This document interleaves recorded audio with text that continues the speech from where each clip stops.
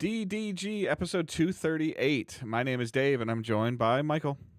Dave, it feels weird recording on a Friday. It will also release on a Friday, so that feels even weirder. Yeah. But I don't know. I got energy. I was off today, so I'm feeling pretty good. We got a lot of news to cover. Yeah. So it's going to be a good episode. Yeah, schedules just didn't line up too much this week. I mean, obviously, we planned to record on Tuesdays or Wednesdays, and then we found out about we knew about the Xbox event. I didn't put it all together. It was a Thursday, and then just the schedules didn't align for Thursday night, so Friday here, because the Xbox event was like 45 or 50 minutes long. Right, because it was only four things. Yeah, so that was talked about. But we're going to jump into that in a second. But we're going to just get some stuff out of the way. So we are Digital Days Gaming. We are typically a weekly podcast that releases on Thursday morning, 6 a.m. Eastern time, except for this week or other weeks also. But that's always the plan. So you can check our website out at digitaldaysgaming.com. You can watch us live on YouTube, youtube.com/digitaldaysgaming. Or you can watch us on Twitch, twitch.tv/digitaldaysgaming. Following on YouTube or subscribing on YouTube, is free. Subscribing on Twitch is optional. If you have Amazon Prime, you can link it with your Twitch account and get Prime Gaming. And Prime Gaming allows you to subscribe to a streamer of your choice. Even if you don't use that on us, please, if you have Amazon Prime, link those accounts and use it on a streamer that you support. That's always helpful, and it means that somebody's just not keeping money. Bezos has got enough money as it is. And if you can share our show on any of the other podcast services reviews, somebody left a review or left a comment on Spotify and I can't get to it.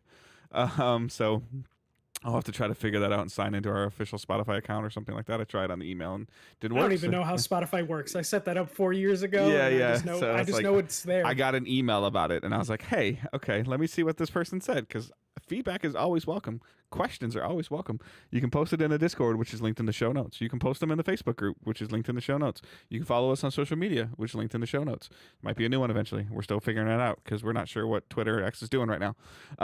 But other than that, everything is at digitaldaysgaming.com. So check that out.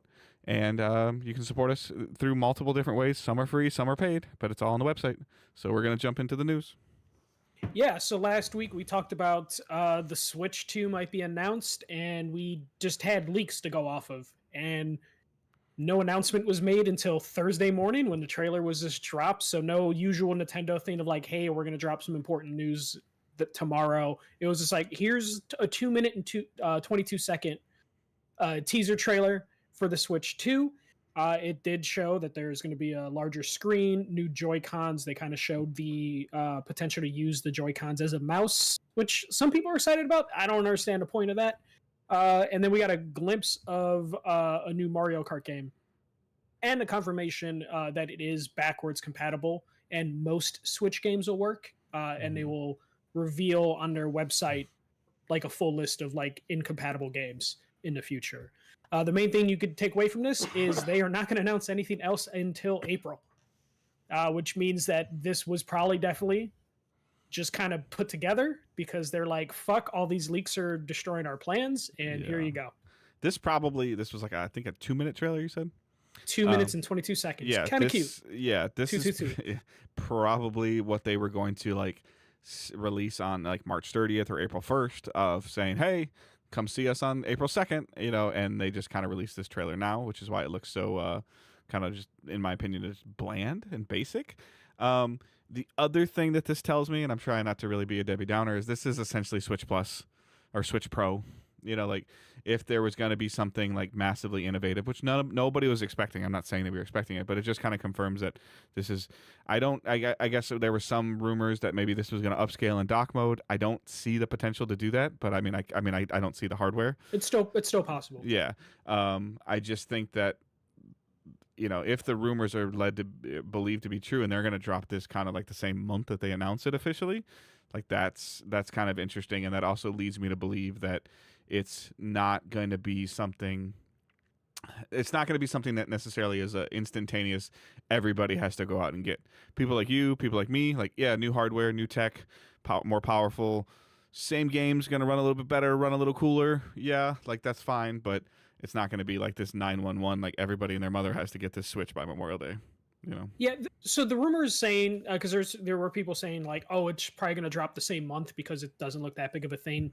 They are doing a full 2-month tour of the Switch 2, so I would imagine it will release after that, which is why they only have like 2 months worth of dates for this tour to like show off the new hardware. But yeah, it definitely seems like the Pro situation. A lot of the innovation with heavy quotes, Yeah. seems to be in the Joy-Cons in terms of like, hey, it's magnetic now. Hey, there might be an optical mouse ability in it. There's a new mystery button, which no one knows what that's for. I think and they're that's going like to be an old slightly school bigger. like touchpad mouse. You know, like the little nub thumb on the laptops. Well, yeah, so they showed in the trailer, going sideways, Yeah. and then it looks like it has a little tray you put it in so it can glide properly. Oh, okay. I must have missed yeah. that. So. Yeah, and there's a side view of the Joy-Con, and some of the leaks pointed to like, oh, it looks like an optical, like that little laser for the mouse. And then there's also a lot of rumors and reports saying that it's going to be Hall effect joysticks, which would be huge for Joy-Cons because they're notorious for drift, and Hall effect would eliminate any chance of the controller drifting, which would be huge. If they did that, because then it would put pressure on the next generation for maybe PlayStation and Xbox to also look into that, but they make a ton of money off of people having to buy new controllers. Yep. Nintendo does too. Yeah, they do, but they also seem like the type of company that would, in good faith, do that for their users. Of just like, let's just get rid of Joy-Con because they don't like any negative press or criticisms of their products. But yeah, a lot of people were freaking out about the backwards compatibility of like, why isn't it a full list? It's like, it's likely going to be the anything that involved the old joysticks or Joy-Cons plugging into like some random accessory. So people pointed to Labo, the cardboard thing, and like Ring Fit Adventure, which fit into that little ring. And there's also a chance it's not going to be compatible with like maybe Amiibos or something like that, so it won't have. Yeah, there's also a lot of like funky, like I've been getting some advertisements for like those funky third-party cartridges now that like you can play like 14 or 15 different Switch games on, like kind of a jailbreak cartridge that like obviously it shows it like being plugged into a Switch and has like a little dial on top of it, almost like a Game Genie thing. And I'm sure that like something like that will stop. Like that's where they'll buy some time. Yeah. Yeah, like a year before. Yeah. But it did take a while for the Switch to get hit with that. Yeah. It's only been the last like two years, maybe 3 years, that has become like cracked open like that. So yeah, this was kind of underwhelming. There's apparently going to be a Switch 1 Nintendo Direct in February, which is just kind of crazy. And then we're going to get the full Switch 2 Direct in April. Yeah, so I'm looking forward to that. Yeah, I don't think it's too crazy to see a Switch 1 thing. They've got some questions they have to answer, and typically like their cadence has always showed like, yeah, it'll be on Switch 1 and it'll be better on Switch 2. Like it'll be on GameCube and it'll be on the Wii. It just with the reveal in April, I just imagine it's just them tying up loose ends, which would be maybe the answer for Metroid of like, hey, this is actually still coming. But I don't see too much happening in that February Direct outside of like obligations they made with partners. And let's be real, this is a gigantic user base that they just can't walk away from. Like the biggest. Like we were talking a long time about why games are still coming to PS4, and it was the install base. This is, I believe, it's bigger than PS4. Yeah, no, so it's I believe just past the PS2 for number one console of all time. So we're talking about the largest or the most recent largest install base. Like they can't just walk away from this entirely. Like that's not going to happen. And I think there was like there was a story going around saying like they had sold like 1 billion pieces of software on the Switch, and then it basically accounted for, I think, each Switch user averaged like 7 games, which is a crazy rate. Which means Mario Kart having some like absurd attach rate. Yeah.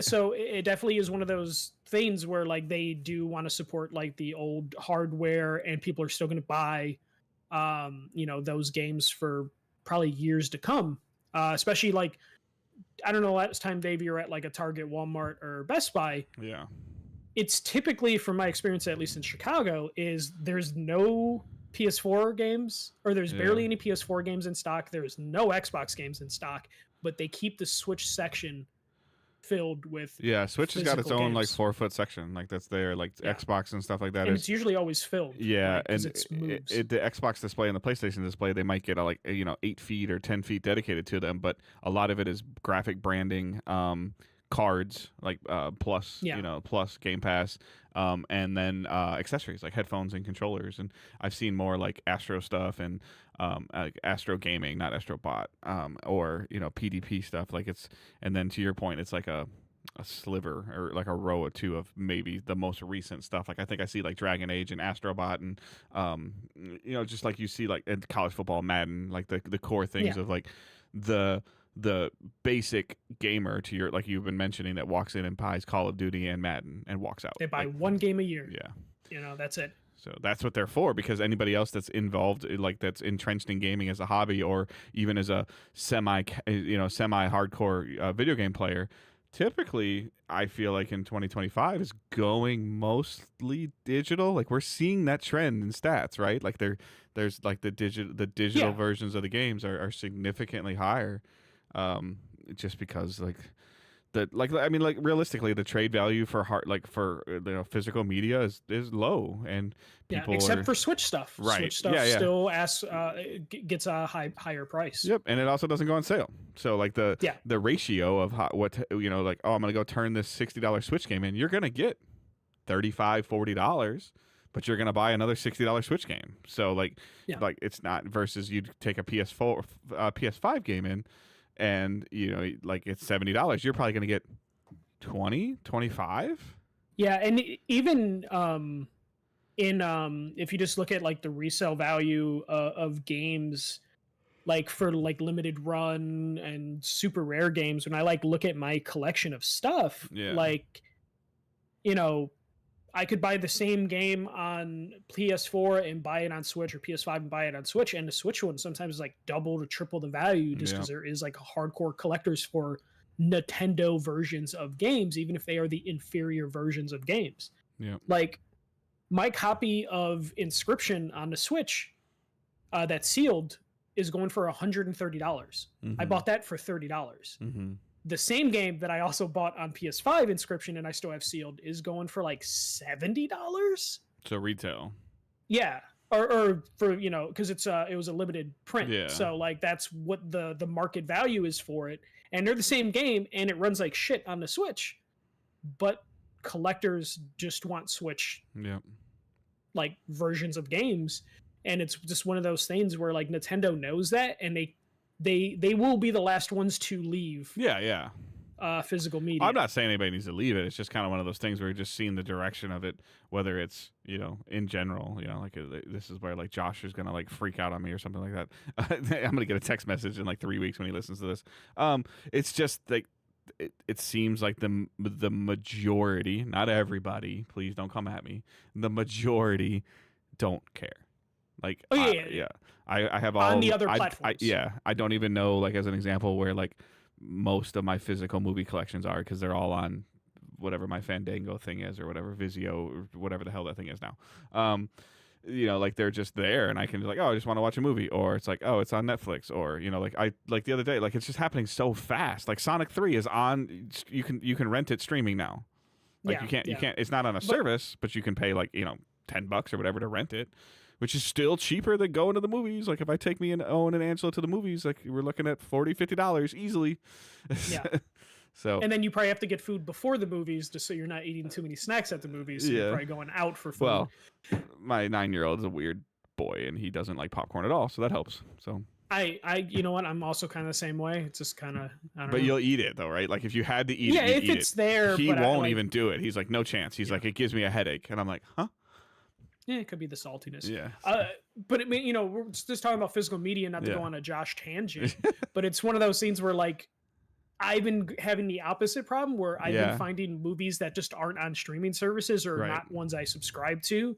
So I've been pushing to buy more physical media for movies now. Also, especially because I have room now. So like I'm building out my movie collection. I 100% forget that my Xbox Series X has a drive on it. Like I just totally forget. Yeah. But I honestly, I can't remember the last time we put a disc into my Xbox, because I still use PlayStation. But like Sony announced a couple days ago, it's not in the news for you, Dave, but like they're shutting down their Blu-ray plants. Mm-hmm. So they will not be producing Blu-ray discs anymore. They might have a crazy surplus that they're going to be able to burn onto for a long time, but they aren't going to be producing like Blu-ray discs anymore, which, you know, to bring it back to gaming is very worrisome for the next generation if you do want physical media. Yeah, because that means Sony's going to have to outsource to, I think Panasonic might still be making, and Sony already said they're not doing Blu-ray players, let alone Blu-ray discs. So now, but we know, like, if I had to guess, I guess this, well, I don't know this, but if you took all of like Sony's marquee first-party titles, like Insurgent, right? Is that what it's called? Naughty Dog's new game, Insurgent. Insurrection. I'm sorry. Holy shit! I already forgot the name of it. I gotta look it up. But like, if you had to guess, like, how many physical copies of that game do you think that they would sell in a year? I would probably say it's probably still like 40% of their market. Okay, so it's not the majority. I would say 60 like a game physical, like this might sell 15 mil, maybe. Naughty Dog's game in a 52-week cycle, 15 mil, 14, 12. Yeah. And if a third of that is roughly Intergalactic, sorry. So we're talking about 5 million.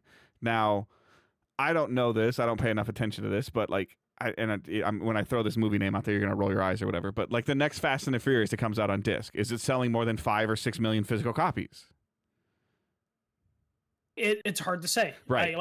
They haven't really released physical sales data for movies. So kind of like what I'm getting at though is just like, to your point, is like Sony is all of a sudden now backing out of publishing discs or making Blu-rays, physically pressing them with their machines. Manufacturing them themselves, and to your point, if they have a surplus of it, how deep does that surplus go? Is it 50 million? Is it 50 million discs? Is it 100 million discs? Is it 7 million discs? And who gets the priority? Like, well, the funny thing is, like, a year ago, maybe 2 years ago now, Disney announced like, we're out of the disc pressing business and we're outsourcing to Sony. And Sony was like, perfect, we're the main people that make these discs. But now you're looking at a reality where like, Disney's not going to then suddenly like, let's boot up a plant, let's start pressing discs again. So who's going to be the Blu-ray guy that lives in like a warehouse in North Dakota or something like that? Like, So like there's still other people that make Blu-ray discs. Blu-rays owned by like a conglomerate of like the different big companies. I think it was like Sony, Panasonic, and like 2 other companies. This is where you're gonna meet somebody that's like, oh, you're gonna meet a friend of a friend. Oh, what do you do? Like, oh, we have a family business. What? Like, I have a printing press and I print cards for Hallmark for the tri-state area. I'm a millionaire. Excuse me? Like, and they live like in the middle of nowhere. Like, oh, what do you do? I make discs. For who? Everybody that still uses Blu-ray. Like, no, it's gonna be like weird to see how this goes, especially with the next generation. There's also reports, didn't put this in the news for us, but that the PS6 has already been fully designed. So now it's just a matter of just like building up the resources to like start making them. So you have to wonder, just like, as Sony's like winding down their Blu-ray disc production, like, do they even have plans for there to be a disc drive? And it won't be like a big loss for PlayStation as a brand, just because it's such a household brand. People are okay with it being digital, but it does shows you that, you know, there is going to be a time in the very near future where we might have like 2 console manufacturers of the 3 being like, we don't produce discs anymore. Unless PlayStation's like, hey, we will still produce shit for ourselves, and also we need something that isn't Blu-ray or UHD because we need significantly higher capacity for how big games are now. And, you know, they have to make a new format, which is possible. And they're a big enough company to do what Nintendo does, where Nintendo's like, we're still going to produce very specialized cartridges and sell them and produce them. So everybody laughs at Nintendo, and everybody laughed at them for the last 30 years, and they're just like, okay, well, we just make our own cartridges, like, and like, that's just what we do, and it's ours. And you want to make a game on the best selling console platform ever, it's going to cost you X amount of dollars just to sit at the table. And also, if our cartridge isn't big enough, then you're gonna have to use our servers to download the rest of the game onto our platform. It's a gigantic monopoly. Think out there in China or Japan. Sorry. Japan. Yeah, but we'll move on from that. That's my physical media rant. But like now, I'm like, fuck, I'm gonna have to buy movies faster because like it's we're not scary. gonna get Yeah, things I get produced. it. I mean, what did Yeah. what did we find out last year? Like, I mean, we can change after this, but Best Buy's like, nope, we don't want it. Like, they're Yeah, the yeah. like, or I mean, I don't know if Target's even said anything, but Best Buy's like, we don't want the Oh, I disc. went into So, I went into Target during Christmas, and Yeah. the two Targets I went into, there was no movie section, right. like at all. Yeah. Like not even like a small end cap like they used to. Mm-hmm. It's weird, and man. I saw reports, like people on like some forums on Reddit, were posting pictures that Target just clearanced out like their entire movie section, Mhm. and the resellers just were pulling boxes and were like, "Fuck it," because it's an investment now for them. Yeah, for sure. But yeah. We'll move on. This is going to be the PlayStation block, which is the vast majority of what people care about when they listen to this podcast. The first one is Ted Price, founder of Insomniac Games, announces his retirement. So Ted Price is retiring from the video game industry after 30 plus years. The founder, or Ted Price, will be succeeded by Chad Derzerin, Ryan Schneider, and Jen Hun as the studio heads. Ted Price is, as a founder, he's been with Insomniac through Spyro, Ratchet and Clank, all the way up until, recent with Spider-Man. He's been the face of Insomniac Games and just another like pillar of like PlayStation that is retiring, which is a trend we've been seeing for the last like 2-3 years. This probably won't change too much for Insomniac. It is a machine at this point, but it is definitely sad to see someone go. And I was talking to Sarah about this, but and we talked about this, I think, not too far ago, but we're kind of in an age range where we're going to see a lot of these guys, just kind of piecing out, Kojima was just talking about it a couple weeks ago of just like, yeah, I don't think I can go to the age that like David Lynch did, who just recently passed away. And, you have Nomura, Sakurai are all saying like that their next game might be their last game. So another person retiring. It's going to get a weird time for us old gamers as we see some of the people that made the stuff we like kind of peace out. But Dave, thoughts on someone leaving? I mean, I just Googled his birth date. He's only 51. Yeah, right? but I mean, yeah, he's but in terms of like owning a company, which he did, and he does, he's retiring 4 years ahead of schedule. If you ask me, like in terms of like quote unquote like American dream, just to retire by the time you're 55 years old. Do I think that somebody like his bravado is going to stay like retired? Like, no. I don't know what this means. I also think, I went back, I was typing it up while you were talking about something else. I think he had a 5-year contingency plan with Sony's acquisition of him, and the 5 years expired in August of this year. So I think he's like, okay. And then,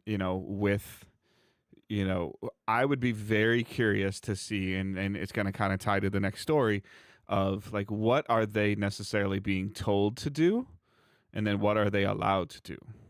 Because, we're starting to really see that there's some studios that are doing things that you're like, what the hell? Why? And we've heard about like, so now like we got up to a one point in time of like, I think you and I conversated like over a year ago, a year and a half ago, that I think we were up to 13, 14 or 15 quote unquote service games that Sony was either 12. making. It was 12. Yeah, but making or attempting to make. And it was 12 in development. And some of them never even saw the light of day. We were led to believe that there was a live service Spider-Man game of some capacity. We saw videos of it. Yeah. Last year. The terrible leak that they had. And I think that might have been necessarily that thing that happened at his company might have been like kind of the nail in the coffin for him of like, I don't want to do this right now. And go ahead. I was going to say to add to it, I don't want to do this right now, but I will, only for it to get canceled anyways. I think can be very disheartening for anyone working on a project of any sort. Yeah, I agree. Being forced into it, putting the work into it, just to have someone be like, nah, actually, fuck off. It's interesting. Like, and I'm trying not to make this a bash Sony thing, but there's some really weird things that they're doing right now. It's okay. Like, do we think so? 10 years ago, let's say, that Sony came to Insomniac and said, "Hey, like you guys have done some awesome work for us. We're in the, you're on the heels of the Sunset Overdrive and this Fuse debacle. But we've got a really cool opportunity for you. What do you think about making a Spider-Man game?" And they're probably like, "Fuck yeah. Like, let's go. Like, I want to do that." Like, back to, like foundationally, like it's different, but it's the same as Ratchet and Clank, like third person behind the camera, traversal. Yeah. In terms of what they want to do. And then, we start hearing other studios are like, I don't want to keep making, whatever they're making. And now the Spider-Man, did phenomenal. Spider-Man Remastered did phenomenal. Miles Morales did phenomenal. Spider-Man 2 does phenomenal. Okay, guys, here's Wolverine. Well, wait a minute. Let's talk about this. Nope, shut up. Here's Wolverine. Make it. Or was it, hey, we have the license for Wolverine, and they had the same response they had 10 years ago to Spider-Man? I don't think so. I would say, given the opportunity to do Wolverine, they were probably like, fuck yeah, like to do that. But they probably were also like, but can we still do Ratchet and Clank? And Sony's like, no, we gave you one. Yeah. So like versus what they want to do and what they're told to do, like and some of that, I guess I'm agreeing with you. Maybe some of that can mesh together, but how long do you want to do? Like we talked about for a long time, how long do you want to do third person over the shoulder action traversal games? We'll talk about the leaks because I don't know if it's still happening, but they are working or we're working on an X-Men game. Yeah. So like their next like 10 years were completely planned out of like you're doing 2 more Spider-Man games.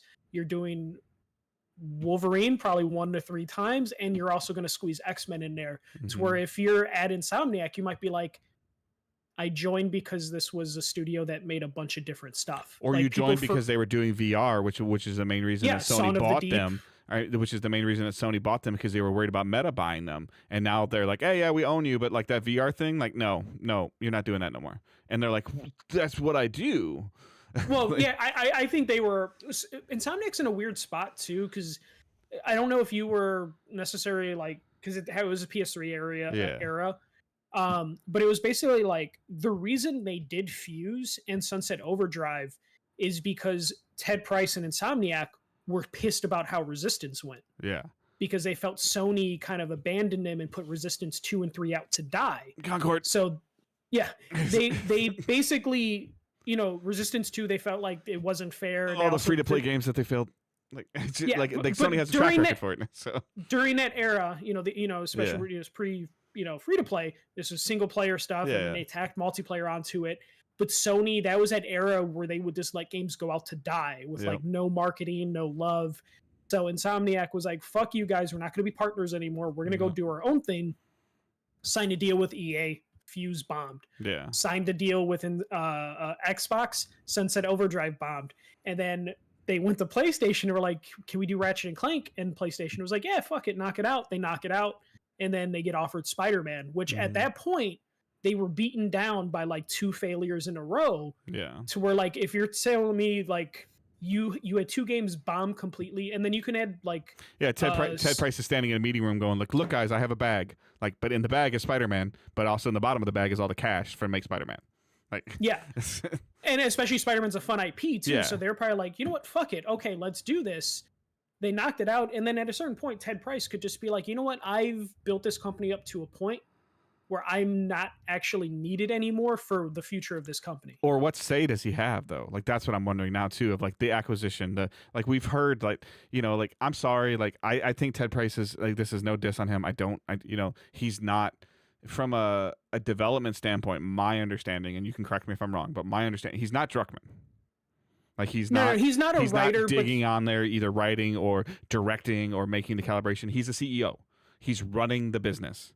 Well, business side, but he's also someone that can step in and like he at least knows how games function because he used to be a developer, like actual developing. So he can at least help be a tastemaker for that studio. And you do need people like that are in charge to be like, yeah, this thing's not going to fucking work. We're not doing it. Yeah. So he at least has enough skill and experience that he can do that. But again, Insomniac is now a machine. Yeah. He doesn't necessarily need to stick around for that, and it probably doesn't fulfill any sort of creativity he might have. And he got paid. Having the next 10 years. And he got paid. And the next 10 years are planned out because they're just going to be a Marvel. So what innovative, cool business development decision does he really get to make? The answer is minimal. Yeah, so it's a good time to leave. And to your point, he probably did have a clause to, X amount of work years. through. Yeah. A retention thing. Yeah. Which And he's which also- means he got paid again. Oh yeah, for sure. Especially you're talking about like a founder of the studio, so like there's probably a lot of money. Just be like, hey, stick around because we don't want you to leave suddenly after being acquired because it's just a bad Get look. fully vested after 5 years. Like see what you think after 5 years. Okay, I'm done. Thanks, guys. Yeah. Sign And here, at this please. point, at this point, like he would sign off on like, yeah, we'll do another Ratchet and Clank game. I like this idea. Go for it. But at a certain point, PlayStation's just like, yeah, Spider-Man 3, Wolverine 1, X-Men 1, and then he's not there to sign off on it anymore, other than to be like, Yeah, but he's been doing this since he was 21. yeah. Like I mean, like I know you're like he's only 51. I agree with you, only 51. But like that's not old anymore. But doing that since probably working for Insomniac or working on Insomniac, like in terms of like what Insomniac was going to become before he was legally allowed to drink alcohol. Yeah, potentially, depending on how long. Yeah. So that's a So long he's definitely- time. Like Yeah, at one company that again is pretty settled. So like, I'm sure Insomniac's going to be fine. They have 3 veterans taking over Insomniac. If those leaks are accurate, their next 10 years are fully planned out. Yep. So like there's going to be some safety there. And again, I keep calling them a machine, but they have turned into the best PlayStation Studios studio. Yeah. In terms of cadence. Output, Yes. yeah. Cadence. Yeah, Yeah. absolutely. Output and quality, or The amount of games that they right put there. out since Last of Us 2. Like yeah. So it's one of those scenes where the company's gonna be fine despite this change. Talk about the next bit of PlayStation news. One of these companies might not be fine, but the other one, it should be okay, but still frustrating. So PlayStation confirms cancellation of 2 games, one at Bluepoint and one at Bend Studios. First reported by Jason Schreier, but later confirmed by Sony. Bend Studios and Bluepoint have had their live service games canceled. Yes, those 2 studios were making live service games, the latter being a God of War spinoff that was being developed by Bluepoint. Bend's last release was 2019 with Days Gone, while Bluepoint has primarily been a remake company. Their last remake was released in 2020, and that was the Demon's Souls remake. Since then, they did help with God of War Ragnarok, so that is something they have been doing. So their live service game has only been in development since about 2022, 2023. There's also a report, though it's unconfirmed by Sony, that the Horizon MMO that was being worked on with NCSoft has been canceled. So that is 3 live service games canceled, and this is after Jim Ryan greenlit 12 live service games. The new I forget the new head of PlayStation that isn't Herman Hulst basically said we're only doing 6 of those, and 3 of them have just been canceled. So there might be 3 live service games. One of them would be Fair Games coming now at this point. So a lot of money potentially burnt at PlayStation. But Dave, Bend Studios, Bluepoint, live service games canceled. Okay, so I get potentially Bend doing this. Like if this is something you're focused on, you don't really know what you want to do with Bend. You canceled Days, or you didn't cancel Days Gone 2, but you didn't greenlight it because of the issues that Days Gone the first one had. This is kind of like to my point, 15 minutes ago or whatever. Like, why are you having Bluepoint do this? You have this plethora of library. Give them Resistance.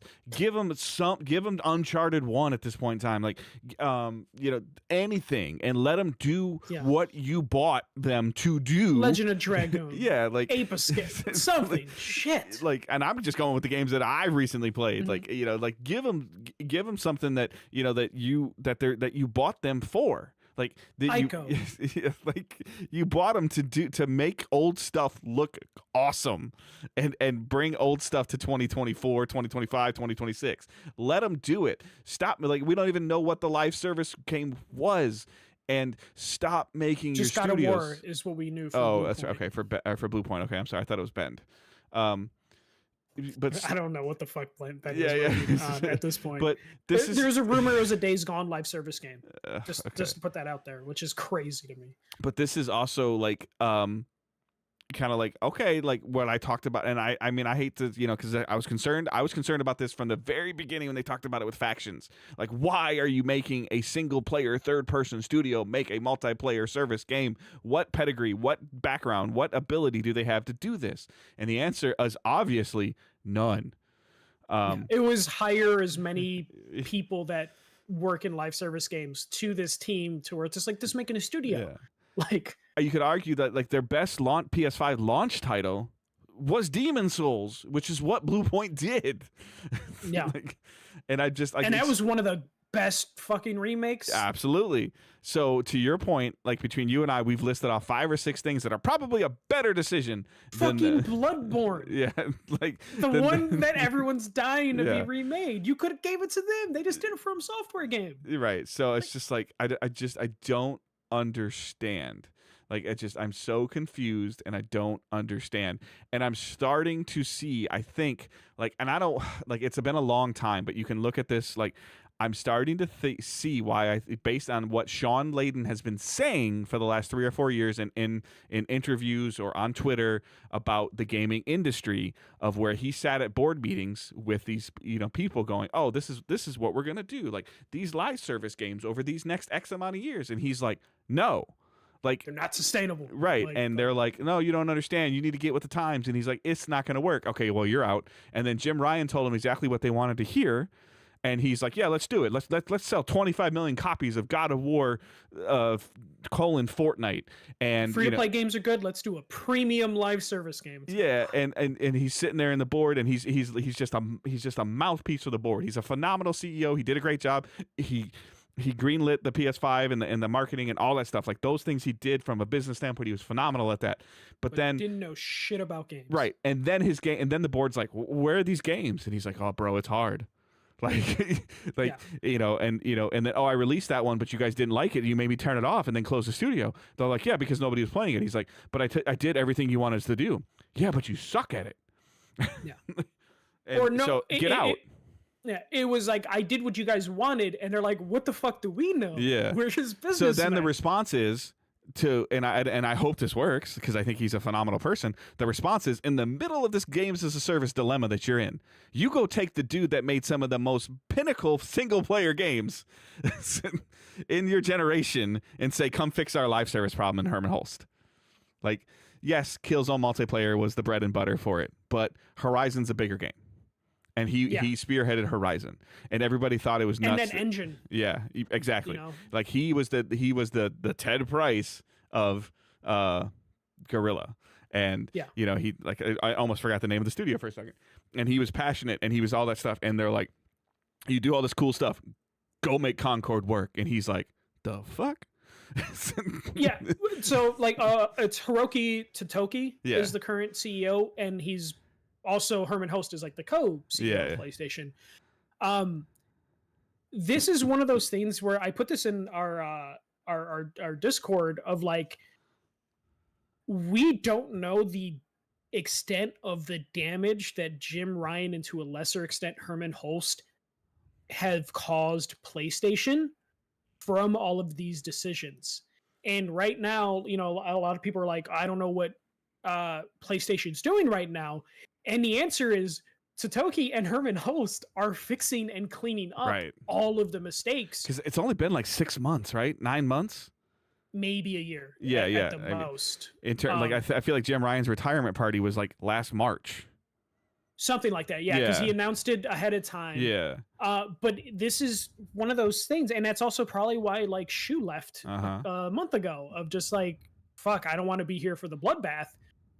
But it definitely feels that like Jim Ryan left because he had to, because they are now doing the cleanup. And I keep adding Hermen Hulst on both sides because technically Hermen Hulst was part of the Worldwide Studios leads during that time. So he was probably being asked by Jim Ryan of like, can we do this? Yep. And Hermen Hulst, probably was like, I think we can. And it has backfired. And also, no offense to Hermen Hulst, because I met him, I've talked to him, he knows video games. Yeah. But it is one of those things where he was like potentially, with Jim Ryan of like, can we do this multiplayer things? And Hermen Hulst is a better single player director than multiplayer, because Killzone multiplayer just never really took off, even though I love it so much. Mm-hmm. And this is one of those things where like Jim Ryan and him potentially greenlit like these 12 titles, and we're not going to see any of them hit. And that's just fucking crazy to me. So now you have this bloodbath where like we're talking about years of development, probably billions of dollars at this point, that are just being like taken off the books of just like, hey, we wasted all this money, we wasted all this time, probably bled a lot of talent Mm-hmm. during that time, and somehow PlayStation's still number one, so Yep. they at least have that going for them. But like the extent of the damage done by these decisions, we won't know until the PS6. Yeah. Like, He's older than Ted Price. who? Holst. Host? Yeah. Yeah. So I also wonder at the same time, kind of like circling back a little bit, did Ted Price go, I don't want to be him in 3 years or 5 years?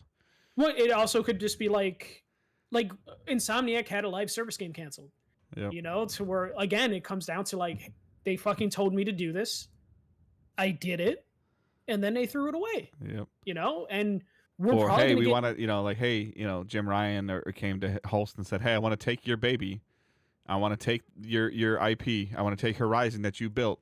I want to give it to these guys over there, and I want them to microtransact the shit out of it. yeah. And you know what's crazy though is like with Bluepoint is this would have been Bluepoint's biggest game Mhm. because it would have been like an original game. Bluepoint doesn't have creative directors at their studio because they aren't built for that. They are built for remakes and assisting studios. Mhm. So the idea that they were just going to do a God of War game and who the Mhm. fuck knows would have been in charge of it at this point, it's like they set them up for failure at that point. Mhm. And now I would be concerned if you're Ben's studio, you haven't released anything since 2019. You don't have an IP that's relevant in your portfolio. And they just literally took a studio very close to you that they recently purchased and crumpled it up and threw it away. Yeah. I would be scared for Ben. They are a talented studio. Days Gone was a Mhm. decent game. They have a history of siphon filtering, but you have to go back to the PS1 era Mhm. to get those games. So who knows if there's anyone still at that studio. I think since I've been covering games for PlayStation and for DDG, I think Bend has released one thing. Oh, I'm sorry. Uncharted on the Vita. Yeah, I was going to say they're, Yep, they're Vita sorry. and PSP games. Sorry. Because they did release a decent amount of PSP games. Right. Since But still. I started covering PlayStation. Yeah, which was end of PS3 era. Correct. Yeah, so it's. I'm worried for Bend, and like Bluepoint will be fine. This might show them, especially because they're cleaning up, that Herman Holst and Todoroki will just be like, Bluepoint, fucking do Bloodborne. We need a Yeah. fucking win. Mhm. You can do it. Knock it out of the park. They'll be fine, or they'll give them a You smaller have project. 6 to do. months. Do it. Yeah, Like, but like but now I'm worried about like what's Housemarque doing? uh-huh. You know, because Returnal was and the crazy part is, like, I've been listening to, I don't know if I talked about it when I went to Indianapolis for the Lions game, and the name Play Nice, Jason Schreier's book about Blizzard. Like, Yeah. some of those games that Blizzard made, like Hearthstone, was Mhm. kind of discovered, not necessarily on accident, but like 6 or 7 people were doing something, and then people were like, hey, that's really cool. Like, they were playing it on their lunch, and then they built it into that.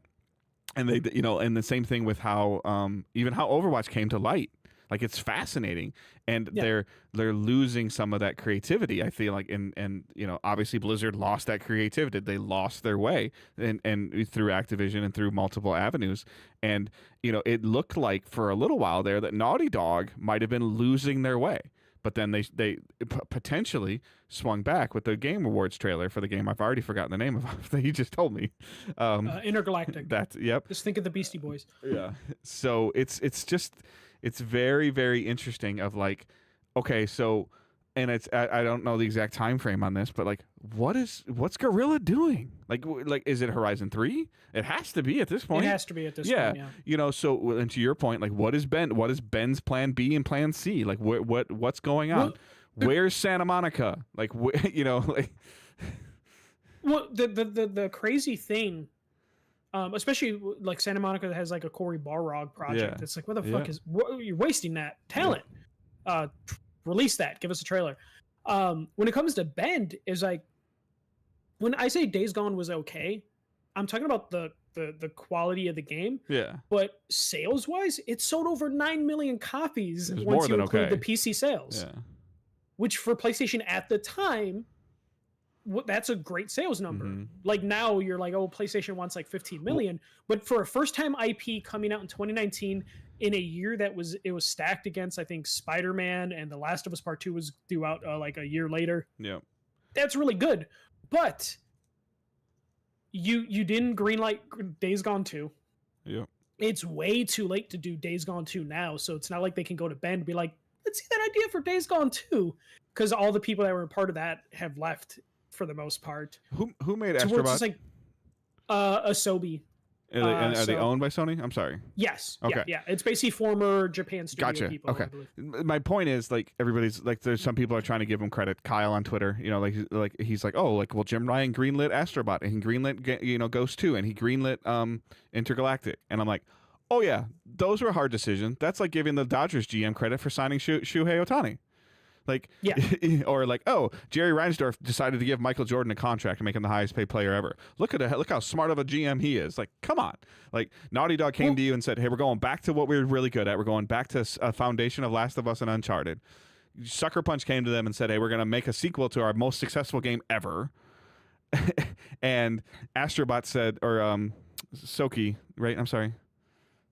The studio Asobi came to them and said, hey, you know that really cool thing that everybody liked that we packed in on the PlayStation? We got a full-fledged game of that only cost us X amount of $1 million to produce. Can we release it? Oh yeah, sure. Like, not only X amount of dollars, but like X amount of time. yeah. And then the counterpoint is, if I'm working for Haven now, I'm going into work every day like shaking. Shaking. Because And it's really hard to produce your best work under those conditions. You're the last man standing, or the second to last man standing. Whether you like it or don't like it, Marathon's going to be okay. It's going to get what I call like a Bungie bump for like 6 to 9 months at the most. But not like the Bungie bump. No, that but it's still happened going 10 to years get a bump. ago. It'll get interest. People will make articles about it. Yep. But yeah. And if they do a good enough job and they hook their players, it'll be, to your point, it'll be okay. Like Destiny is okay now, maybe not as okay as it was, but it was for a while okay. Basically, the scale for Marathon is, oh shit, Bungie's back, or Bungie's just doing what they do. Right. You know, now, it's not fair going to be game like this is horrible. is either going to be they never take the bat off their shoulder and swing at the ball, or they park the damn thing out of the ballpark. There's no in between. Those first 2 weeks for Fair Games are going to be like Yeah. the most tense weeks for that studio because of what happened at Concord. Yeah, like at this point in time, if we don't have an announcement about a beta for Fair Games in the next 3 months, it's not coming this year. Yeah. And the longer it takes to come out, the more pressure that's going to get on it. And it won't. I don't think it'll be free to play. I would, if we don't hear about it and it still comes out, I think it's free to play. Okay. Like it got changed to free to play. Okay. If And we that's hear what about it in took it 3 so months, long. I got you. yes, Okay. yeah. If we it hear comes about out- it before quote unquote E3 or by E3, it's probably a cost.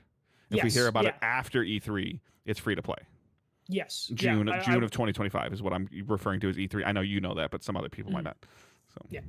I believe that would be the only route it could go. But yeah, this is one of those things where it's just like, I hate that games were canceled. People work hard on this stuff, but Yep. it's one of those things where I'm glad they're not wasting Blue Point yeah. on a But God of War live service game now. where's their cadence? They just came out of December riding high on the Astrobot, Astrobot game of the year and I can't think of the name. I can't say it like 4 or 5 times. The Naughty Dog trailer. God damn it. Intergalactic. Yeah, Intergalactic. Good like, partnerships with like Wukong or a Stellar Blade last year. Yeah. Like coming right off of that wave and then just coming into January and just be like, bam, bam. Like 3 or 4 or 5 hits like that are hard. You know, and in the meantime, you're just like they're like you said, like Bungie's like trying to do whatever they can, and people are just laughing at them. And it's like, oh, like give us Marathon news. Stop telling us about Destiny. Where's Cory Barlog's game? What and then it's like, oh, by the way, like the studio that I love Days Gone. Yeah, the people that were doing it, they don't get to do the second one, and we had them working on something else, and now that we don't know what they're doing, huh? This might be the second or third thing they've had canceled since 2019. And to your point, if you're the art director for Bend and you're the head of the art department, how much stuff do you have in your portfolio now that's just garbage. Not garbage, but unusable assets. Yeah, but also in a way of just like I can't even put them in my website portfolio or LinkedIn thing because it's probably NDA'd to hell. So even if you do leave, you're like, I have art I can't show you. Yeah, so he's got this like amazing, portfolio folder that's like sealed in a vault. Yeah. It's baffling. I think this is the right direction for PlayStation, I agree. cleaning up these live service games, but it sucks that like they're at but this point. The aftermath is we never even got to see them. Yeah, no, we never got to see a trailer. Yeah, but I mean, we got to see Concord. We'll talk about it in playing and watching, but like, I mean, like, Marvel Rivals hook is Marvel. Like that's and it's why so goddamn good. Yeah, in terms of just like, hey, we have a hook, and also we learned from the other. Yeah, and then like, what was Concord's hook? Yeah, like I mean, I that's the problem that sucks is it's like, and everybody's like, oh, I want to see new and innovative things. You don't fucking buy it. Yeah, but even in Concord, it was like there's nothing new, there's nothing innovative here, and they were just hoping that PlayStation logos at the beginning would be enough. Somebody's like, "Oh, it's Destiny PvP in a hero shooter." I'm like, if somebody wants Destiny PvP, they're gonna go play Destiny PvP. Yeah, like yeah. If you want a good hero shooter, you're gonna go back to Overwatch. Like if like in terms of like good as in air quotes of a hero shooter you're comfortable with. And then now it's like, okay, so we took all the stuff that Concord messed up and made it better. We took all the stuff that Overwatch wishes it could have done, and we put really cool characters on it, and we put the Marvel name on it. Cool, we're good. Yeah, 20 million plus players now. Yep. Yeah. Also, free to play. But yeah, that's what's going on at PlayStation. I'm sure we'll hear more. I hate to say it, but like I am kind of expecting bad news out of Bend sometime this year. They gotta do some type of state of play in the next 90 days. Like they gotta do something. I think so. There's rumors of a February one as well. Even if it's just trailer. They don't have any. I know, but even if it's just have anything. Art, like show us the logo or tell us what Barlog's game is called. Show us a black and white sketch of him doing something. Like I don't know. Let's see, if you're PlayStation, you're like, we need a Wolverine trailer. Yeah. Like, especially if something like what's supposed to be nothing. here in November from Sony first party right now. It's January. It's almost February. The leaks last year were saying Wolverine, but I think both of us said like 2026. At this point in time, no chance. Like the only thing we've seen is the back of the leaks show a lot of work being done, but I don't know if it's enough. Yeah, I know the leaks are. I'm just saying I'm going off of what's been shown to the public. Like that Insomniac has said, hey, this is cool. Like this is ready. So I'm sorry. I guess it's Ghost. Yeah. I'm sorry, Ghost 2.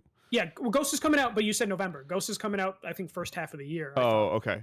Yeah, so what's their holiday game? What's gonna be the game that's on kids' Christmas lists? Like, and because I'm sorry, it sold really well and it won Game of the Year, but it wasn't Astrobot. Like, I mean, it was, but it wasn't. You know what I'm saying?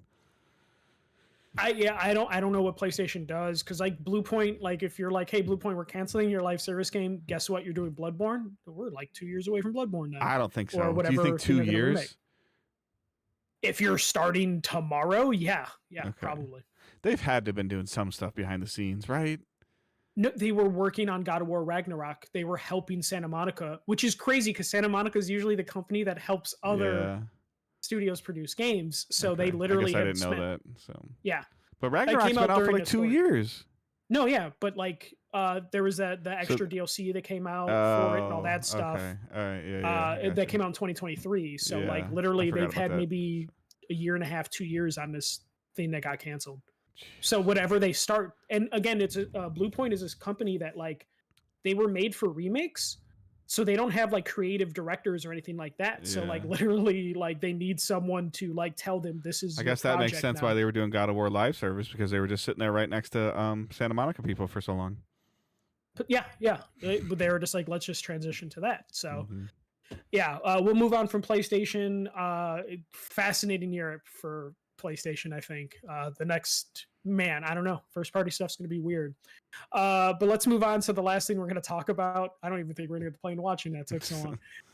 The Xbox Developer Direct was Thursday, which is why we're recording on Friday, because we figured, hey, we got the trifecta of the manufacturers. If we wait a day and include Xbox. So it was about an hour long. 4 games were talked about, technically 5. The first one was Ninja Gaiden 4 coming fall 2025 to Xbox and PS5, also Game Pass. So yeah, we're gonna get a new Ninja Gaiden. Ninja Gaiden Black 2 was shadow dropped on Xbox and PS5, also coming to Game Pass the same day as the event. We got South of Midnight launching on April 8th, coming to Game Pass. Clair Obscur Expedition 33 launching April 24th on Xbox and PS5, coming to Game Pass. And then we got Doom: The Dark Ages coming May 15th to Xbox, PS5, and Game Pass day one. Dave, thoughts on this developer direct? Anything stick out to you from it? South of Midnight looks amazing. It looks really good. Yeah, even drew Angel's interest while Angel was like putzing on her phone doing stuff, and she's like, "That looks really good." You know, art style, combat looked better than I thought it was going to look. Ninja Gaiden 4 looks phenomenal. I'm going to make a little old man is old rant here, though. I appreciate the subtitles, but I focus on the subtitles too much, and I'm not watching enough of the video game because I'm trying to read the subtitles. It looked really, really good. I don't know. Are you a Ninja Gaiden fan? When I was really young, I played Ninja Gaiden on the Nintendo, like NES and SNES. Okay. I haven't played it, but I mean, like, even like this is, everybody rolls their eyes or is irritated me, but this is why I love Game Pass, because like Ninja Gaiden Black 2, like, cool, that's really cool. Oh, it's on Game Pass. Okay, I can mess with it. Oh, I hate it. Cool, move on with my life.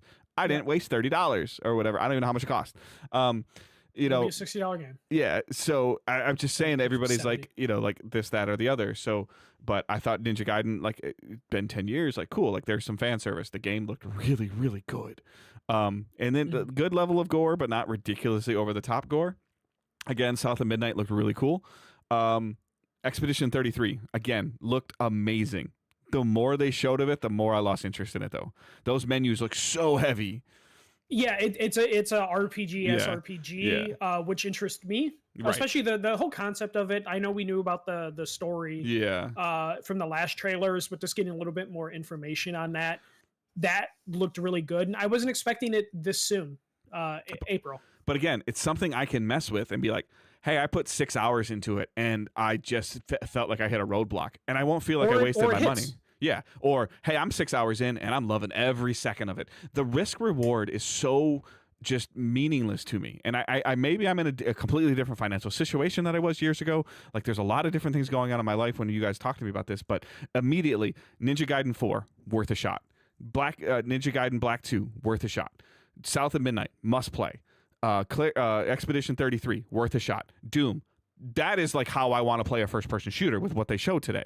Like, so right there, that's $350 in games, like that are coming this year, and I'm paying, I don't even know at this point in time, $200 for the year, something like that. Yeah. I think I love how the developer direct goes in terms of like, hey, we know what we're getting going into it. They set expectations. I like that there's a shadow drop with like Black coming, and it's coming to, you know, it came to PS5 as well. But I think South of Midnight and Doom: The Dark Ages looked fantastic, and the fact that they're coming in April and May, this is the type of cadence we wanted from Game Pass for years, to where they gave us the first 5 months of what to expect in terms of big hitters. I wouldn't say any of these are like game of the year contenders. I mean, Doom potentially, yeah. And Doom looked fantastic in this. Though I've never been a big Doom person, but this one seemed interesting as like a prequel that's going to like. Yeah, the greatest time to enter Doom universe is right now. Like, okay. Yeah, but in terms of just like Xbox being able to at least have, you know, I always make the baseball analogies of just like.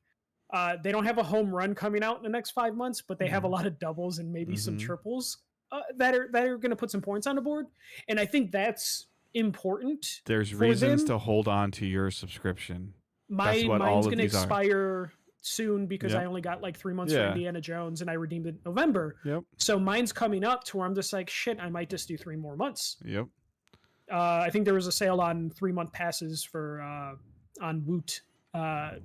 Cohen right now, and I'm like, after watching the developer direct, I'm like, well, shit, let me go grab that 3-month code, just because this was enough to where I'm just like, okay, Indiana Jones. Oh, by the way, you get access to Call of Duty. Oh, by the way, Yeah. you get access to MLB The Show if you're a sports guy. Like just like those little other things. Oh, by the way, there's probably going to be another cool game like Nobody Saves the World. God, I hope eventually. Yeah, but so especially like I'm sure Xbox would want me to do year subscriptions, Yeah. but for me it just doesn't make sense because they don't have that consistent of a lineup yet. But when my membership lapse in February, I'm just going to wait a month and then pick up another 3-month subscription so I can hit during these months. And it seems like that's just Xbox is fine with that being the case, which is why they produce the 3-month passes, because they can at least get your money for 3 months. And they're fine with that, and they hope that you get stuck in some of these games that you have it a little bit longer. But if we're talking about like quarterly runs like this is really exciting for Game Pass. And also like Doom's coming out day one for PS5, so PlayStation people are also going to be able to play these games.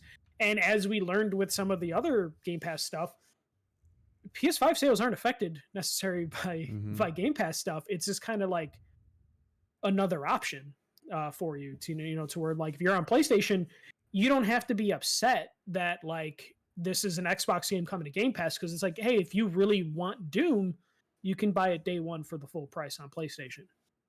Like this was a really good developer direct in terms of like they didn't set any wild expectations. I think the only thing that wasn't officially announced for it was Ninja Gaiden, and I think Ninja Gaiden is like a good kind of surprise. The Team Ninja Platinum combination, like holy cow, like yeah.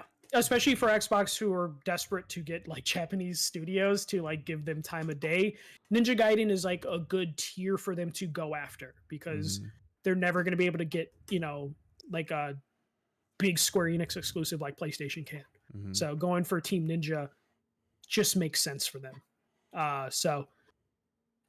This was a pretty good one. It seems like Xbox has a good first half of the year. They're going to have the same question marks PlayStation has of what are you doing the second half of the year? But at least they have this coming. Yeah, and also the little thing too, like Avowed is in a month. Yeah, Avowed's in February. Yeah, which is probably what's going to get me to hold my. So like we're kind of like February, April, May. Like we're holding like the quantity. It is the quantity over quality, and eventually, like if they do something every 6 weeks, which is kind of the cadence that they're on. Something's got like you got Indiana Jones back end by Avowed, back end by South of Midnight, back ended by Doom, Doom Rising. Yeah. There's a Gears thing floating around out there somewhere. Like you're kind of like there's a cadence, like, and I'm trying to like I've been looking around on some like Fable's hovering around, like, and there's a couple other things that are still like leaning around. There'll be another the racing games alluding. Yeah, Forza. Yeah. I mean, there's just like there's these things that are just kind of just lingering, and it's super interesting. And the other thing on top of it is like we're due for something ridiculous to hit Game Pass again, something not owned by Microsoft. Well, now that especially now that they have the Call of Duty money flowing, they're gonna be able to spend a little bit more. And I can't. I'm trying to look at anything that's like I'm looking through like the release stuff. I'm finding some really bad articles, but I'm looking for something like to fill the gap in March that could be a potential Game Pass game. I feel like PlayStation, so Xbox for years has been shit. Like let's not even like they're gonna put Assassin's Creed on Game Pass. I mean, fucking, they got to do something for. They're gonna put Shadows on Game Pass, man. Like probably Adamfall. But so like Xbox has been shit the last couple years. Like we can't deny that their output has been shit. It's been terrible. But right now, they had to go through that shitty period to finally get into the point where they are now. Where like, hey, we have a schedule. We have things that are coming out and will be good for at least the next couple years based on all the studios they have. Remember that stay the course that Spencer said? This is the course. And to bring it back to PlayStation seems like they are hitting the problem Xbox was in the last couple years, where like it's going to be a couple years before PlayStation gets back into the swing of things and releases that cadence. Doesn't mean you're not going to release a banger every once in a while, because they have Insomniac. But PlayStation right now is doing a cleanup that Xbox was doing a couple years ago. On top of it, Indiana Jones is going to sell on PS5. It's going to, because PS5 is the largest physical platform. It will do well. Is it going to do bonkers? But no, I think it comes in April, right? I think so. It'll be a top 5 MPD in April, if not a top 3, because April's light. Right, currently April is light. So yeah. And everybody's like, "Oh, look how well it did on PlayStation," and Phil Spencer's gonna be like, "Yeah, look how well it did on PlayStation."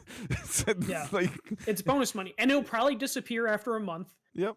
On MP of being a top seller, but it would be enough for them to be like, you can't laugh at Xbox if it sells well on PS5 because it's still money going to Xbox. Oh, the only reason it sold well is because you put it on PS5. Oh, cool. So you think my decision's smart then? Thanks. Yeah, like we made money. Yeah. Sort of thing. I was like, when I first heard the lineup, the only thing I was really interested in was South of Midnight, but like Doom looked really good to where I'm just like, you know what, maybe I try giving Doom another shot for this one. If it's the last week, last week of your subscription, you're gonna download the game and play it. If you love it, you're gonna re-up your subscription. If you hate it, you're gonna move on with life. Yeah, and like right now, I'm like, oh, I have some downtime. Like I could probably just play Doom 1 or 2016 just to see if I care about it again, and then play Doom Eternal on Game Pass. So, but it also looks like they play significantly different. Like they were talking about like the movement and the strafing and the which makes me want to play it in order now, and I have access to those games without having to buy them. Yep. So it's just something I'm thinking about. But yeah, that was the Xbox Developer Direct. PlayStation, hopefully they have something in February. They need something, like we said earlier. They need some good PR. They need some positive PR. They need some hell yeah. They need to go back to like 18 months ago and release a trailer and own the internet for a week, or own and not a third party thing. Right. It has to be a first party thing. Yeah. So and they still have the pedigree to pull something off. It's just a matter of how far out that thing is.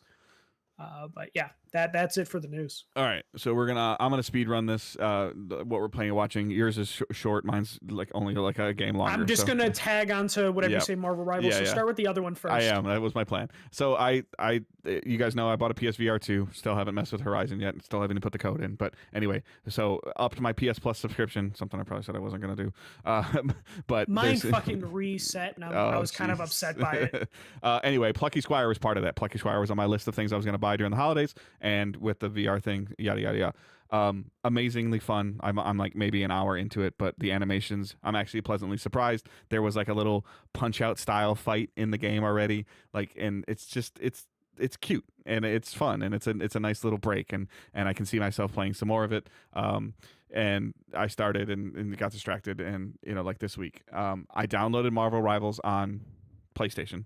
It is not cross progression. I looked. Just crossplay. Just crossplay. No big deal. Because I'm still trying to figure it out. So, right off the bat, comparing it to our earlier conversation with Concord, I played a couple tutorial characters. I played the tutorial on a couple characters. Very good tutorial. Like, I like it. Easy to move, easy to understand. I jumped right into a match. I picked Captain America, and I'm like, I don't have a weapon. Like, I don't know. Like, I'm still trying to figure that out. Does my shield throw do enough? The cooldowns are there. Like, do I have to get really close? Some of it's me, like a lot of it is a me problem. Like, I'm not super into hero shooters. I was playing by myself. I need to like go tag Johnny as a boy or tag you and be like, all right, help me out a little bit here. Let's talk and like tell me what I'm doing wrong. To be honest, I've been doing all solo, and I did that for a while. And there were some growing pains before I found like a character that fit what I wanted to do. But it's nothing that like when I played Concord, I'm like, fuck this game. Like I can't, and I'm like with Marvel Rivals, I'm like, okay. All right, I see. Okay, that's kind of cool. Oh, I got four kills. I'm like, I don't even know what I did, but that's still cool. Like the star ratings for the characters is very helpful when you learn because don't even know what that is. So each character, there's like stars in the left bottom corner. Okay. That lets you know the difficulty to learn that character. Okay. And it's a 1 to 5 scale, I believe, and that is very helpful. Just so like 1 being the easiest to learn and 5 being the hardest. Yes. Okay. Yes. So like it at least puts you in a direction so you can get an idea of like how the characters work. Yeah. There is playing with people versus AI for practice. Okay. And that is very helpful to learn like. Yeah, I got better with the alts. Like I used Captain America's alt. I'm like, I don't know what the fuck just happened. Cap is. And it's funny that there's a lot of different tiers of stuff to do, but the only good thing is or tiers for the characters in terms of who's useful, who's not. But Yeah. it ultimately comes down to just like what character you have fun playing. Right. And there's And that's going enough to take me a couple of modes. hours to figure out. Yes, Multiple yes. hours, which is again Even the if- point of the game. Yeah, and the good thing is for some characters you can find out within 2 seconds Yep. of just like, nah, this ain't gonna be for me. Yep. You know, like Black Widow seemed like she was fun, but she's a sniper, so I bounced out almost Yep. immediately after playing her. I love I'm the a Squirrel breakable Girl main environment. right I now. think the breakable Yeah. environment's really cool. Yeah. There's I got my ass kicked by Thor a lot. So But if you had a Thor on your team, he could have boosted you because they Yeah. have the team up abilities and stuff like that. There's Yeah. a lot of stuff. There's a lot of meta you could learn, but you Yeah. also could just play in your lane and just be like, this is just what Yeah. I'm doing. which And do what I do, where I just turn off voice chat and text chat, and I just kind of do my own thing, yep. and it works out pretty well for me. Yeah, no, and there's like finding that fine line of this game is fun solo, this game is fun with friends, and this game has enough to hold my attention. If you can get all three of those categories, you have a $20 million player or $20 million player base. Yeah, yeah. So, And they do also a really good thing to where like, so say you have, so I like it. Some people hate it, but say you lose like 3 games in a row, yeah. you know, and you're like, fuck, this sucks. The game will actually drop bots into your match Mm-hmm.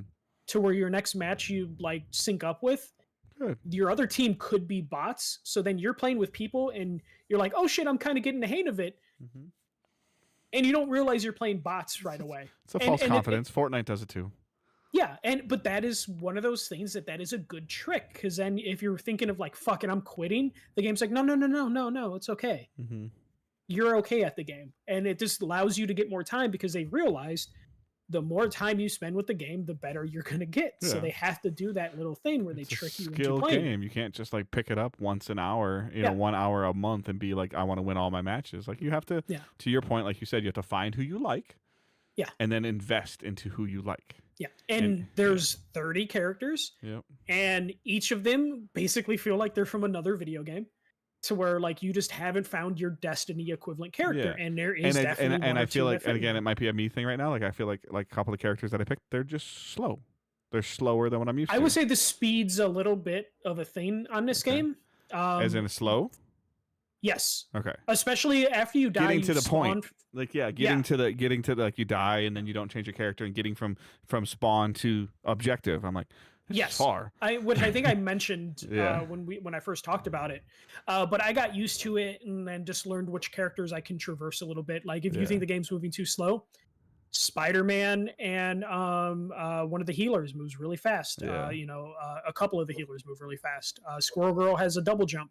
Okay. That works pretty well for me as well. Yeah. So it does help. But if you pick like a tank, you do feel like you're moving slow. Yeah. But that's how tanks are. Right. I mean, I guess I'll get that. yeah. That's some of the We stuff. I gotta figure try out. and coordinate for this weekend, Yeah. just to see what we do. Yeah, like I'm enjoying Well, like I have every no. night. I have no football to watch. You do not, Dave. You do not. It's because someone asked, do you I think know. they could go all the way last Yep. week? So I was blame just Stefan, like- I think. And then like we're losing all of our coaches, which like Mhm. even your It happens Bears. anytime a team's Your Bears successful. took our like 4 of our coaches, man. That's that. They're My all gonna get Bears. fired in 3 years. It's okay. Yeah, and they're gonna blame the talented quarterback or whatever, and Yeah. then No, it's throw fine. them away. I'm upset. I'm a huge Lions fan. So everybody knows I'm a massive Lions fan. I've been relishing the last two and a half years of success. This is football. Like this is what happens. They just ran into a quarterback that just didn't make a mistake. Like he's a rookie quarterback. He didn't make a mistake. So they had like 3 more years before. yeah, their window's not closed. Like I mean, they Yeah. easily they have like 3 two years, right? for sure. Two yeah. For sure. Yeah. So I mean, and it just all depends on what they do. But I mean, I'm content. I mean, I've had 39 years of struggle, so I think that You'll be fine. So, but I did go down to Kentucky briefly. I got to see Parker. I think there's a picture of him in Discord. Me hanging out. So I got to watch the Lions lose with my entire family: my son, my daughter-in-law, my daughter, my daughter's fiance, my grandchild, and my wife. So I have all of a sudden you look up and I have a very large family. Yeah. It used to be 5, and now it's like, okay, we need space for like 9. I'm like, damn. Now you're gonna have to build an extension to the house. Yeah, no, they're on other parts of it. So Yeah. But yeah, all I've been playing is Marvel Rivals. okay. I did pick up NBA 2K on sale, and I'm still disappointed. with Marvel Why? Rivals. I I'm was doing a kidding, thing where I'm kidding. work has been kind of shit the last like month or so. Okay. So it's one of those things where like I needed a brain off game. Okay, I get it. And that was so I picked the Pistons, and I've just been brain off playing the Pistons from time to time, just because Cade Cunningham and Yeah, I was gonna Duran say, yeah. are That guy fantastic. snapped his leg in starting half points. like 2 weeks ago. Ivy, yeah.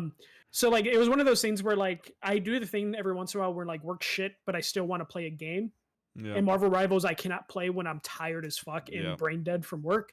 So like I picked up 2K, and then I mostly like just to manage the teams. It's weird. Yeah. MLB The Show used to be that for me, but Yeah, I you just kind used to of call it like your podcast game or whatever, right? Yeah. yeah, and that's basically what this turned into. Just because Yeah. when I play Marvel Rivals, I kind of just need to focus on Marvel Rivals. Yeah. Which is why I usually like I feel bad because like I have my notifications turned off on the system level. And I've missed so many invites from people that see me playing Rivals, and I just Oh, like the old like Johnny's a boy and stuff like that, or yeah, he sent me like 2 or 3 invites, and I didn't notice until I was done playing, and I go back to the main menu and I see the little red dot. light. That's yeah. But yeah, no, it keeps happening, and I'm just like, fuck, I feel like an asshole. But like literally, when I play multiplayer games now, or just games in general, all the notifications are off. Even my phone, I turn notifications off. How many people can you have on a team? Like maybe we'll see if we can get a Marvel Rivals night going or It's something. it's 6v6, so Okay, like definitely yeah. could get a party going. Yeah. Maybe we'll look into that. So maybe Probably won't do comp with anybody. No, because, absolutely not. Not until we figure that out. But I think it'd be cool for us just to decide, like, I don't know, Tuesday nights at 9:30 Eastern for like an hour and a half. We just all jump on. Yeah, or well, something this weekend I'm home alone, so like I have plenty of time for Rivals. As soon as we're done here, I'm gonna make a steak and I'm gonna play Marvel Rivals all night.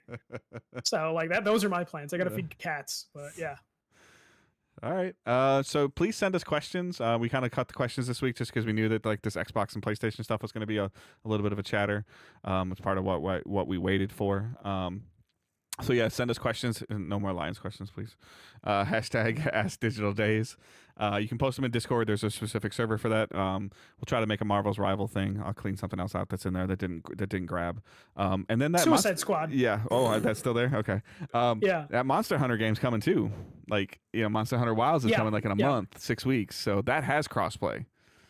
Yeah. Yeah, or they I all might have be crossplay. picking 2 copies for that just because Sarah's been needing a new game since Final Fantasy's been kind of low. So yep. So we'll have to start putting some feelers out of where we're at with some stuff like that. So maybe I'll put a couple feelers out in Discord. A couple people might get some everyone tags. I'm sorry. Sometimes it's just a good way to kind of spark some interest and see where we're at with stuff. And start, we're more than halfway through the month of January of 2025. So maybe we'll try to figure out something of every week, every other week, something we can do. I always say that, and it just never seems to work. My schedule's different. Your schedule's different too, but we can figure something out. So just let us know, though. Join the Discord. Hang out in the Facebook group a little bit. Socials at Digital Days Pod. Michael is at the first MJC. Myself is at Good Dave Hunt. And I hope everyone has a great week and keep moving forward. Don't be a dick. See ya.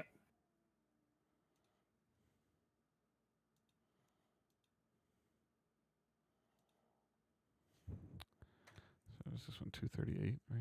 Yeah. Yep. Yeah, she should be able to edit this tonight. It's not past her bedtime yet. So. Okay. All right. All right. Thank you, Dookie Poo, I believe, for the raid with a couple of people coming in to hang out. I appreciate that. We will definitely check out your channel as well, and thank you for bringing a couple of some people in. And other than that, I hope everyone, thanks for being in the chat, hanging out with us. I hope you all have a great night. We'll talk to you later.